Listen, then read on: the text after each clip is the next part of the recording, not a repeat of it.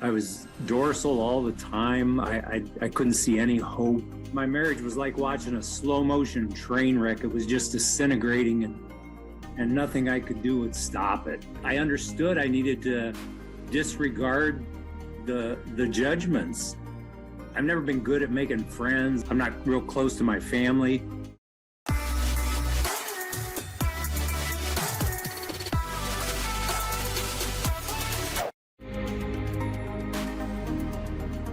So I just wanted to say what was going on in your life before you decided to go all in and start to shift these patterns. Yeah, when I came to see you, or when I started with you, I was at the absolute end of my rope. I was dorsal all the time. I couldn't see any hope. Dorsal means dissociation. He just wasn't in his feeling, wasn't in his body, he wasn't connected with himself, his nervous system. There was past trauma. He hadn't, done actual embodiment trauma work. That's what dorsal means. Go ahead, brother. Yeah, I just couldn't see any hope. It was like, my marriage was like watching a slow motion train wreck. It was just disintegrating, and nothing I could do would stop it. And I came to you in desperation.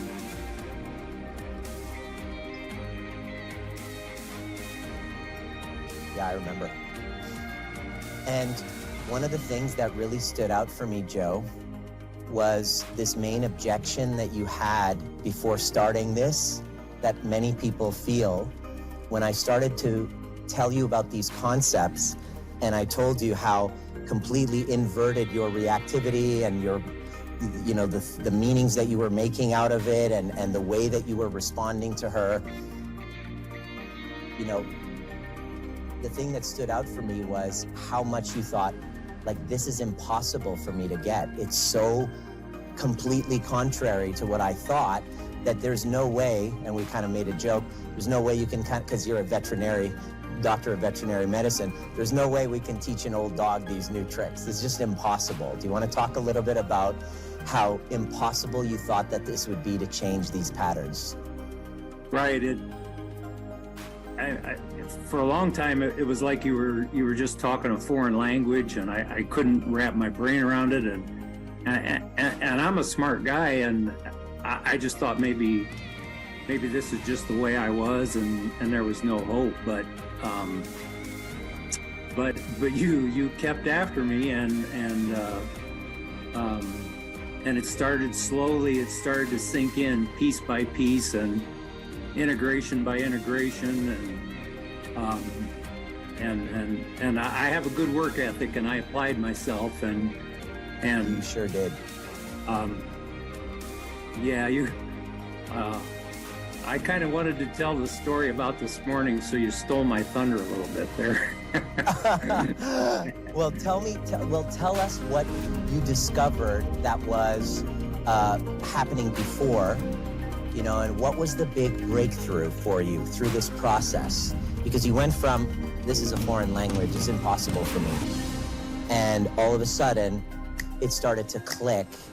Take me back to when Jamie started noticing changes in you. Right. Well, so for a long time, I mean, more than a year, I've been trying to hold her feelings, and as I learned from you, I got to the point where I could let her accusations and her judgments bounce off of me, but it was like I was being stoned. It was like I was just being pelted, and eventually it felt like a kick in the nuts after a while. Right, I just fall apart eventually, but like it was this week, like something clicked finally, and I understood I needed to disregard the judgments, and that's what I did today, and holy f***, it worked. Instead of being led by her feelings, you led her into her feelings, and she felt, you saw what she had. I feel seen, I feel heard. How many years were you living in a a depolarized situation. And why? What happened? What was the result that led you down that downward spiral? Yeah, like 7 years ago, I became convinced I was losing her, and I fell back on an old coping mechanism from my previous marriage, which was seeing prostitutes. And I did that for a couple of years, and she caught me. And when she caught me, it was weird because it was like, before she caught me, I thought I was perfectly justified in what I was doing. And the moment she caught me, I knew I'd made a horrific mistake. And I didn't know how I would ever recover from it. And so the last 7, almost 8 years now, it's just been, hanging on by my fingernails, trying to repair things with her. Trying to win her back and to try to fix it. Right? Yeah. And unknowingly submitting to her energy and slowly wearing her down. And then last year around this time, wasn't it, where she said, that's it, we got to separate. Right. So when you started working with me, you had already started separating. You were feeling hopeless. And it had been how long since you guys had sex? Well, it'd been well over a year. And I was trying not to keep an exact count, but it's hard not to know approximately. Amazing. Right. What changed it for you? Tell me what the big breakthrough was. It was depolarized. Tell me what shifted.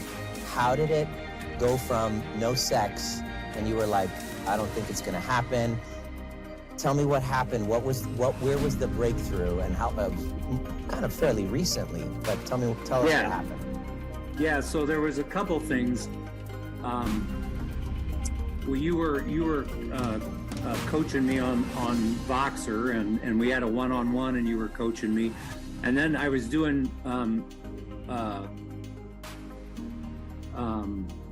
shadow meditations on my own, and I did like 3 shadow meditations a day for a week, and something clicked inside me, and my whole body felt different, and